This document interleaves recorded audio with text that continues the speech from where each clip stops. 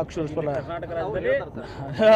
ನರೇಂದ್ರ ಮೋದಿ ಅವ್ರಿಗೆ ಹೇಳಿ ಜನ ಆಕ್ರೋಶ ಅಲ್ಲ. ನಮ್ಮ ಮುಖ್ಯಮಂತ್ರಿಗಳಂತ ಸಿದ್ದರಾಮಯ್ಯನವರು 8 ವರ್ಷಗಳ ಕಾಲ ಇವತ್ತು ರಾಜ್ಯದ ನೇತೃತ್ವವನ್ನು ವಹಿಸಿಕೊಂಡು ಬಡವರ ಸಲುವಾಗಿ, ಶೋಷಿತರ ಪರವಾಗಿ, ರೈತರ ಪರವಾಗಿ ಇವತ್ತು ಒಂದು ದೃಢ ಸಂಕಲ್ಪ ಮಾಡಿ ಕೆಲಸ ಮಾಡಿದಂಥವ್ರು, ಹಸಿದವರಿಗೆ ಅನ್ನ ಕೊಟ್ಟಂಥ ಸಿದ್ದರಾಮಯ್ಯ ಇವತ್ತು ದಿವಸ ಯಾರು ಅವರಿಂದ ಬೇಸರ ಆಗಿಲ್ಲ. ಇವತ್ತು ದಿವಸ ಇದಕ್ಕೆ ಇವತ್ತು ದಾರಿ ಮಾಡಿಕೊಡ್ಬೇಕು, 5 ವರ್ಷ ಪ್ಲಸ್ 3 ವರ್ಷ 8 ವರ್ಷವರೆಗೆ ಇದು ಮಾಡಿಕೊಟ್ಟಿದ್ರು ಅಂತ ತಿಳ್ಕೊಂಡು ಸಿದ್ದರಾಮಯ್ಯನವ್ರನ್ನ ಇವತ್ತು ವಿನಂತಿ ಮಾಡಿಕೊಂಡು ಇವತ್ತು ದಿವಸ ಈಗ ನಾವು ಯುವ ಮುಖಗಳಿಗೆ ಇದು ಕೊಡಬೇಕು ಅಂಥೇಳಿ ಇದು ಮಾಡಿಕೊಟ್ಟಿದ್ದೆ. ಆದರೆ ಇವತ್ತಿಗೂ ಕೂಡ ಸಿದ್ದರಾಮಯ್ಯನವರು ಈ ರಾಜ್ಯ ಅಲ್ಲ, ಈ ರಾಷ್ಟ್ರ ಕಂಡ ಒಬ್ಬ ಶ್ರೇಷ್ಠ ನಾಯಕ.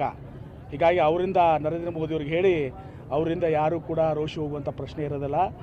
ಅವರ ಬಗ್ಗೆ ಅಭಿಮಾನ, ಅಪಾರವಾದಂಥ ಅಭಿಮಾನ ಇದೆ. ಮತ್ತು ಅವರು ಒಂದೇ ಕ್ಷಣ ರಾಹುಲ್ ಗಾಂಧಿಯವ್ರು ಹೇಳಿದ ಮೇಲೆ ನೀವು ದಾರಿ ಮಾಡಿಕೊಡ್ಬೇಕು ಈಗ ಅಂತೇಳಿ ಮಾತನ್ನು ಈ ಥರ ಅರೇಂಜ್ಮೆಂಟ್ಸು ನಾವು ಮಾಡ್ಕೊಂಡಿದ್ದೀವಿ ಹಿಂಗೆ ಅಂತೇಳಿ ಮಾಡಿದಾಗ ಅಂಥ ಗೌರವಯುತವಾಗಿ ಇವತ್ತು ನಡ್ಕೊಂಡಿದ್ದಾರೆ. ಇವತ್ತು ಸಹ ನರೇಂದ್ರ ಮೋದಿಯವರು ಕಳ್ಕೋಬೇಕು. ಸಿದ್ದರಾಮಯ್ಯನವರ ಸರಿಸಾಟಿ ಮುಂದೇನೂ ಕೂಡ ನಮ್ಮ ಸಿದ್ದರಾಮಯ್ಯನವ್ರ ನೇತೃತ್ವದಲ್ಲಿ ನಾವು ಚುನಾವಣೆ ಹೋಗ್ತೀವಿ. ಅದನ್ನು ಡಿ ಕೆ ಶಿವಕುಮಾರ್ ಅವರು ಸ್ಪಷ್ಟ ಮಾಡಿದ್ದಾರೆ.